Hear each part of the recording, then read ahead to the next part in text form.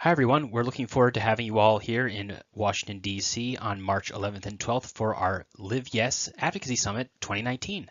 This is the first training video of a few that you'll be able to review over the next couple of weeks, and we've kind of condensed down a lot of the information and the essential points that you'll need to know when you come to D.C. in just a few short weeks. So let's kick things off with a Legislative 101 on how to prepare for your visit to Capitol Hill. In this short presentation, you'll learn more about the 4 P's of winning advocacy. Those things are know the players, 1, 2, know the process, 3, know the policy, and 4, know the politics. So the first P is knowing the players and meeting with the legislator or staffer in person. As you come to Washington, D.C., meeting with your member of Congress or their staff and developing a close personal relationship with them are some of the most effective ways to influence your legislator's positions on an issue.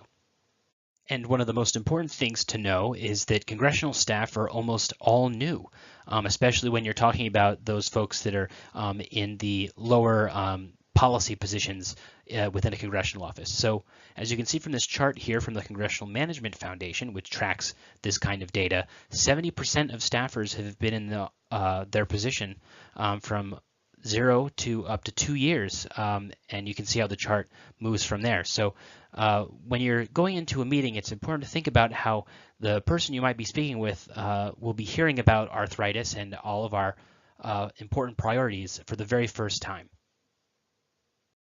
Thinking about the chart on the last slide, if we now turn to a typical congressional office structure, you can see in red that legislative assistants are highlighted. These individuals are usually new to their positions per that last slide, but they are the ones that you would interact with most frequently on issues of policy. So that's health policy, transportation issues, funding and appropriations policy, among many others. The key difference in legislative assistants between the House and the Senate is that in the House, legislative assistants can be considered more generalists. They're responsible for several different areas of policy at once, whereas in the Senate, LAs typically cover just 1 to 2 policy areas and are able to develop a much more specialized level of expertise on the issue. So this is something to keep in mind when you enter a congressional office and have an interaction. Knowing the process is the second P. So interacting with your legislator is a bit like a cross-country road trip. So I'm sure for many of you, the image here is very familiar for those of you that have kids. But the idea here is that the "Are we there yet?" question that I'm sure we've all asked at one time or another is illustrated by the fact that there's really no constitutional limit on the number of times you can ask your member of Congress to take action on your behalf. Keeping the drumbeat going and demonstrating your advocacy through continuous follow-up until you develop a strong relationship with the staffer in your congressional office is a really great way to make sure that they know who you are, know your issues, and can keep you in mind when the policy window opens to enact legislation that we care about. Knowing the process goes beyond being persistent and asking questions of your staffer. So when you're thinking about an in-person meeting with a legislator, there's some simple do's and don'ts that you should follow.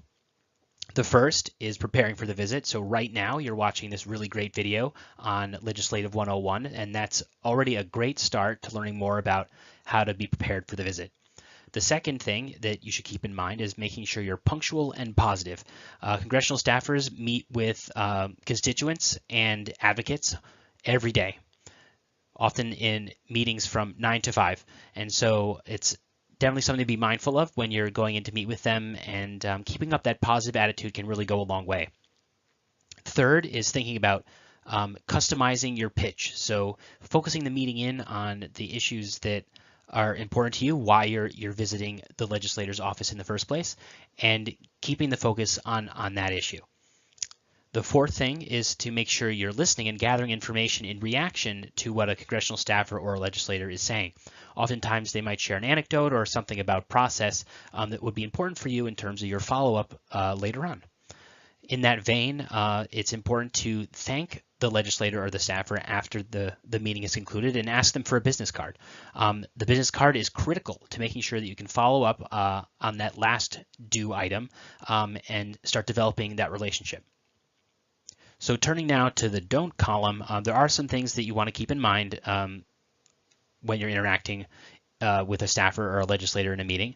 The first, as I mentioned earlier in this presentation, is given the kind of high turnover of staff, for example, is that you never want to assume that the legislator or the staffer is familiar with the issue that you are coming in to discuss with them. So our key ask for the summit this year is around an issue called step therapy. As we'll talk about later in this presentation, what that whole issue is about, the key thing to keep in mind is that some staffers might not know what that term even is, and so it's important to really set the table and level set with them. In addition, it's important not to introduce confusion by discussing multiple issues. As I mentioned before, making sure that you're talking about just one topic, like step therapy, as I said, and keeping the focus there is really going to make you have a successful meeting. And the last thing, and arguably one of the most important things to remember, is that it's okay to say that you're not sure of an answer or information, and you have to get back to the congressional staffer or the legislator about an issue. It's okay if you don't have the answers to all the questions.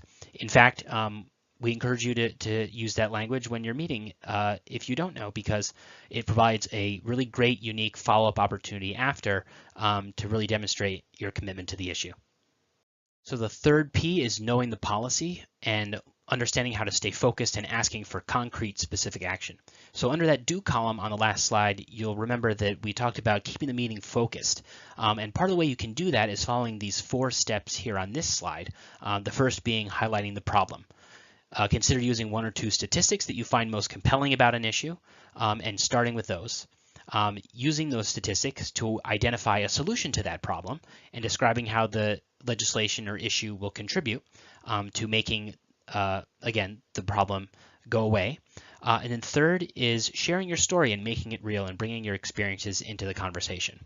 And last but not least is the buildup of those last 3 steps are towards the request, what it is that you want the legislator to do.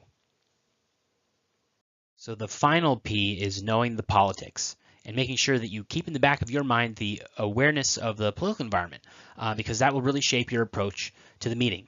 So as you can see here, we have a breakdown of the 116th Congress, which took their seats in January of this year.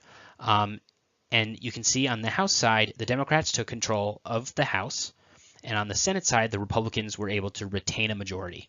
So a key quote that we pulled from the Congressional Management Foundation survey of staff is this, quote, "One of the biggest mistakes is not customizing the pitch to our office. We're a conservative Republican office, so the argument should be adjusted to appeal to that philosophical view."